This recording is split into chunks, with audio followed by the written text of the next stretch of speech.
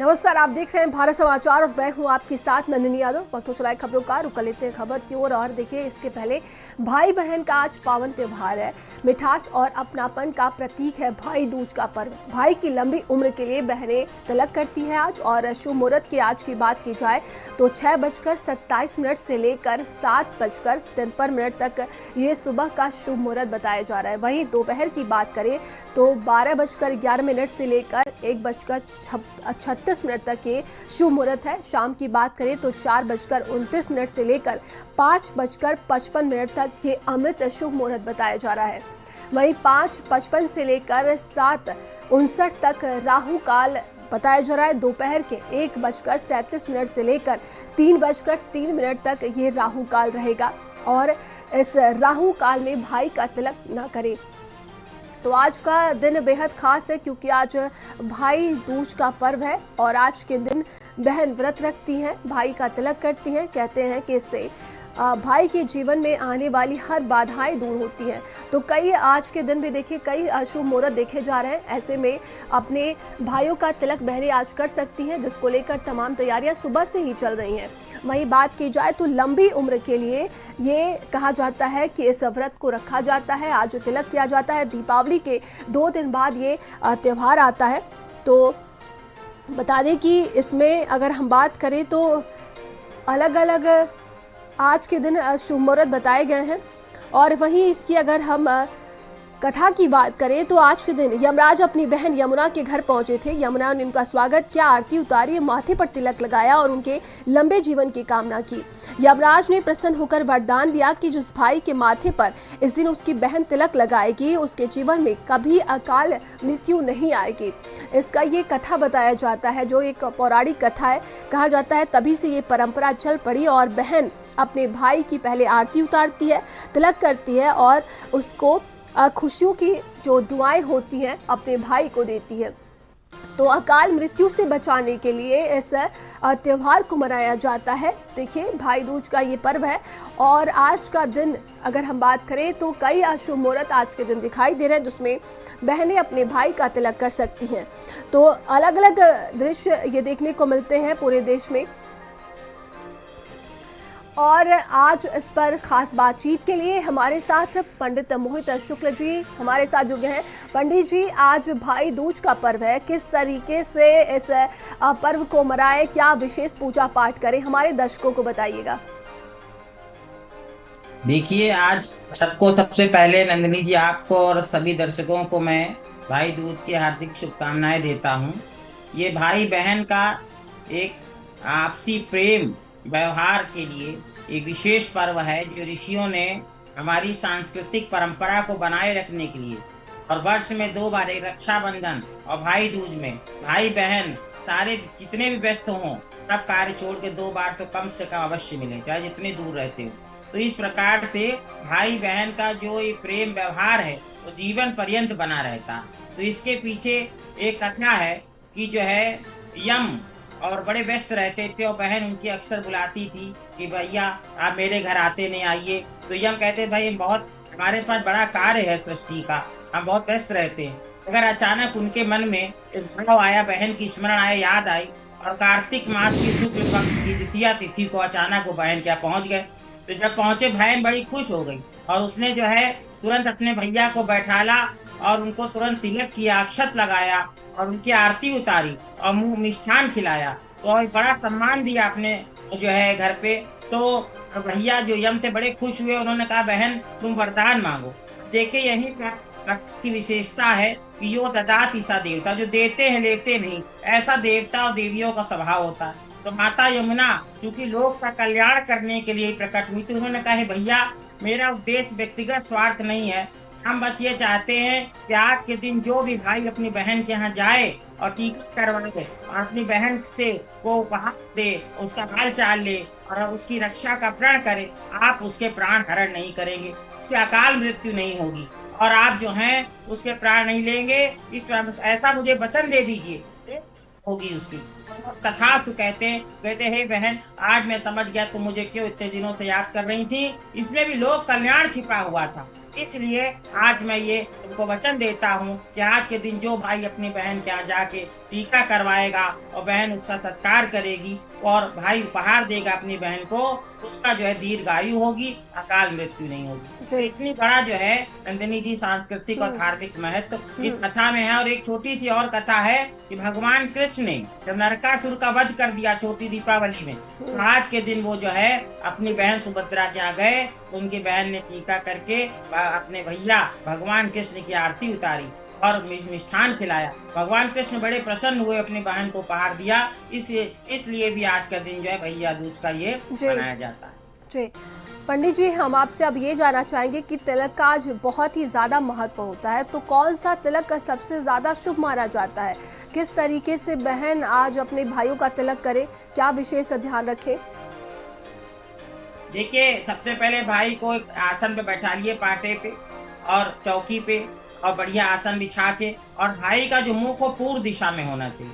अगर किसी कारण से पूर्व दिशा में नहीं हो पा रहा है तो आप उत्तर दिशा में भाई मुख अपना कर सकता है। दूसरी चीज है, उंगली का ध्यान रखना चाहिए। देखिए, ये अंगूठा जो होता है, इससे जब तिलक करते अपने से छोटा जो होता है उसको करते, उससे आरोग्य होता है, दीर्घायु होती है, विजयी भवा, ऐसा भाव होता है। अगर भाई छोटा है तब अंगूठे से कर सकते हैं, और बड़ा भाई है तो यह अनामिका उंगली होती है, इसको रिंग फिंगर कहते हैं, इसका इसी से तिलक करना चाहिए। इससे सम्मानार्थक माता पिता आचार्य देवताओं को और बड़े भाई को इससे उंगली से आप तिलक कर सकते हैं। बीच वाली जो उंगली होती है मिडिल फिंगर, इससे अपने स्वयं के तिलक किया जाता है, इससे जो है किसी दूसरे के नहीं किया जाता। और ये पहली जो तर्जनी, इससे पितरों को किया जाता है, इस उंगली से तो बिल्कुल ही मत करिएगा।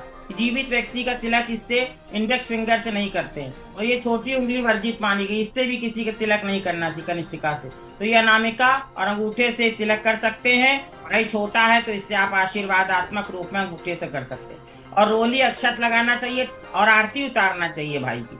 और उसमें जो है आरती की थाली में जो एक दीपक रखिए और एक नारियल का गोला, रक्षा सूत्र और केले का फल रखना चाहिए, मिष्ठान रखना चाहिए। रोली इस तरह एक थाली सुंदर से सजा के, और भाई को जो है सर पे जो है कोई कपड़ा रख देना चाहिए, रुमाल रख दीजिए या कोई और, जिससे कि सर जो है पर कुछ वस्त्र रखना आवश्यक होता है। फिर टीका करना चाहिए, और भाई को फिर जो है आरती करिए और मिष्ठान के लिए रक्षा सूत्र भी बांध सकते हैं। ये बंदो बलि राजा वेंद्रो महाबला तेन सौवग्रमी रक्षे हिमाचल माचल, इसे कलेवा होता है लाल रंग का मौली, उसको भी बहन बांध सकती है कि भाई ये रक्षा का, जैसे दानवीर जो थे बलि राजा बलि वचन में अपने बंधे हुए थे, वैसे रक्षासूत्र तुम्हारी रक्षा करे। बहन अपने भाई की दीर्घायु की कामना करती है, और भाई ये वचन देता है कि हे बहन, जब जब तुम्हें आवश्यकता होगी मैं आकर तुम्हारी रक्षा करूंगा। ऐसा दोनों एक दूसरे से भाव करते हैं। और एक नारियल का गोला जो है बहन अपने भाई को गिफ्ट करती, उपहार देती है, सुख समृद्धि का प्रतीक होता है, और उसको भाई ग्रहण करता है। तो फिर भाई को जो है राशियों के अनुसार भी मैं आपको बताता हूँ कि क्या उपहार दें, जिससे कि जी। जो है बहन का जीवन सुखमय हो, प्रेम बढ़े। हम्म। तो नंदिनी जी, अगर बहन की मेष राशि है तो आप लाल रंग की साड़ी या सुनहरे रंग का कोई उपहार दे सकते हैं। वृषभ राशि है तो चांदी या हीरे का गहना दे सकते हैं। हीरे में आप ओरिजिनल हीरा भी ले सकते हैं, और यदि अधिक धन नहीं है तो आर्टिफिशियल जो हीरा अमेरिकन डायमंड आता है वो भी प्रयोग कर लीजिए। मिथुन राशि, वो उसको पार्टी वियर जो ड्रेस होती है या कोई किताब जो है बहन को गिफ्ट कर सकते हैं। कर्क राशि की बहन है तो चांदी के आभूषण या मोती का हार आप गिफ्ट कर सकते हैं। सिंह राशि की अगर बहन है तो सोने के आभूषण, सुनहरे रंग की घड़ी आप दे सकते हैं। कन्या राशि की बहन है तो पन्ना या कोई पौधा, बागवानी से संबंधित कोई वस्तु आप गिफ्ट कर सकते हैं। बहुत अच्छा गिफ्ट है, पौधा देने से जो है प्रकृति संरक्षण भी होता है। तुला राशि, तुला राशि है तो परफ्यूम या डिजाइनर कोई हाथ में बांधने की घड़ी आप दे सकते हैं। वृश्चिक राशि, गहने या कोई घूमने का वाउचर आप गिफ्ट कर सकते हैं।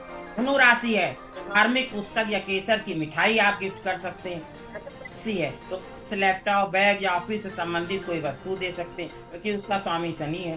कुंभ राशि, इसका भी स्वामी शनि है। ब्लूटूथ स्पीकर, एयरपॉड या लैपटॉप बैग दे सकते हैं, या कोई इलेक्ट्रॉनिक आइटम दे सकते हैं। मीन राशि यदि बहन की है तो पेंटिंग किट हो गया, ड्रीम कैचर हो गया, या स्पा गिफ्ट बॉक्स हो गया, या कोई मेकअप से संबंधित सामान आप गिफ्ट कर सकते हैं। इस प्रकार से राशियों के अनुसार। और आपको मैं एक बात बताऊं कि आज 4 राशियों पर बड़ा विशेष जो है प्रभाव हो रहा है। बाकी अन्य राशियों को भी शुभ फल मिलेगा, मगर वृषभ, मिथुन और धनु, मीन राशि पर विशेष प्रभाव पड़ रहा है। वृषभ राशि वालों को कि भाई बहन के बीच लंबे समय से चला आ रहा तनाव दूर होगा, घर का माहौल खुशनुमा बनेगा।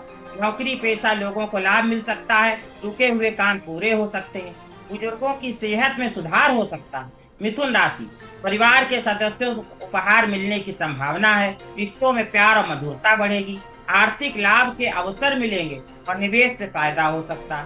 धनु राशि, विवाहित जातकों को जीवन साथी से कोई अच्छी खबर मिल सकती है, अटके हुए पैसे वापस मिल सकते हैं, कामकाजी लोगों को धन संकट का सामना नहीं करना पड़ेगा।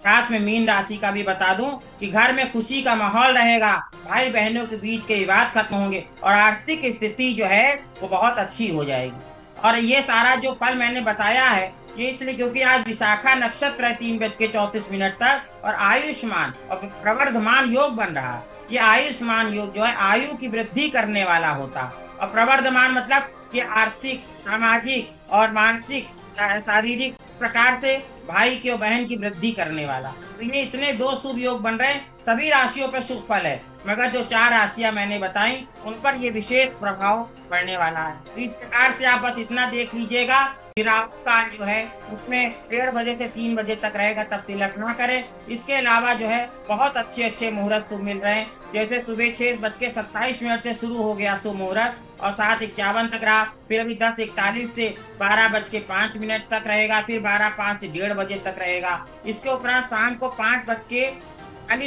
5:43 PM से फिर शुरू हो जाएगा शुभ मुहूर्त और 8:54 तक 8:54 PM तक रहेगा। इस प्रकार देखिए कि आज कितने अच्छे शुभ मुहूर्त मिल रहे हैं। इस शुभ मुहूर्त में अपने भाई का सत्कार करना चाहिए और भाई को बहन को उपहार देके प्रसन्न करना चाहिए।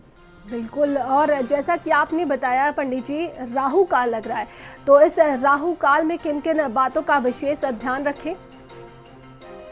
बस राहु काल में देखिए ये एक अशुभ समय होता है, इस समय कोई शुभ काम नहीं करना चाहिए, तो इसलिए इसको अवॉइड करना चाहिए। राहु काल हो तो उस समय पे भगवान का ध्यान कर लीजिए, भजन कर लीजिए, पूजा कर लीजिए कि ये राहु काल हमारा हट जाए, अन्य वार्ता करिए मगर तिलक नहीं करिए। अगर राहु काल के समय भाई आ गया है तो घबराने की जरूरत नहीं है, आप उसको बैठाइए, कुशल क्षेम पूछिए, भाई जो है बहन का कुशल क्षेम पूछे, घर का हाल चाल लीजिए, अन्य वार्ता करिए। अगर कोई कहता हमें देर हो रही तो उससे बोल दीजिए कि भाई थोड़ा समय रुक जाइए, अभी ये शुभ समय शुरू हो जाएगा, राहु काल के उपरांत हम आपका तिलक करें तभी जाइए। थोड़ा सा समय उसका अन्य सत्कार पूर्वक अन्य वार्ता में उसको व्यतीत करके ये समय जो है निकाल दीजिए तो अत्यंत उत्तम है, क्योंकि राहु काल को ज्योतिष शास्त्र में अशुभ काल माना गया, इसलिए इसमें कोई शुभ कार्य नहीं करना चाहिए। जी पंडित जी, जो बहनें अपने भाई के लिए आज के दिन व्रत रखती हैं वो किन किन बातों का विशेष ध्यान रखें, किस तरीके से पूजा पाठ करें जिससे उनको ज्यादा लाभ मिले? देखिए, जब भाई के तिलक करते हैं उसके पहले बहनों को भगवान के श्री चरणों में तिलक अवश्य करना चाहिए। भगवान के चरणों में रोली, अक्षत, टीका, पुष्प आदि चढ़ा देना चाहिए और भाई के ऊपर भी पुष्प वर्षा करना चाहिए। उससे भाई को बड़ा आनंद होता है, अच्छा लगता है और उसका सत्कार होता है और साथ में भाई को आशीर्वाद प्राप्त होता है। और जब टीका करें तो जो है एक मंत्र है, ओम स्वस्ति न इंद्रो वृद्धश्रवाः स्वस्ति न पूषा विश्ववेदाः स्वस्ति न ताक्षर्यो वरिष्ठनेमि स्वस्ति नो बृहस्पतिर्ददातु। इसका मतलब होता है कि सभी नक्षत्र, सभी ग्रह, इष्ट मित्र, सभी वस्तुएं हे भाई तुम्हारे लिए कल्याणकारी हो जाए। स्वस्ति मतलब कल्याणकारी। अगर ये पूरा नहीं याद रहे तो तिलक करते समय बहन बोल दे ओम स्वस्ति ओम स्वस्ति ओम स्वस्ति। इस प्रकार जो बहन व्रत उपवास रखती है ये तब भाई के टीके न कर दे, तब तक बहुत सी बहनें पानी तक नहीं पीती हैं, तो उनका ये जो व्रत उपवास है इसके फल स्वरूप भगवान जो है भाई की दीर्घायु करते हैं। भारत समाचार से जुड़ने के लिए और हमारे दर्शकों को तमाम जानकारी देने के लिए बहुत बहुत शुक्रिया आपका पंडित जी। तो आज देखिए भाई दूज का पर्व है और पूरे देश में इसको मनाया जा रहा है। कई शुभ मुहूर्त है आज के दिन और राहु काल का भी विशेष ध्यान रखें। तो कहा जा सकता है कि ये पर्व बेहद खास है। बहनें अपने भाई का आज तिलक करती हैं और उनकी लंबी आयु के लिए आज व्रत रखती हैं। और ये बड़ी खबर इस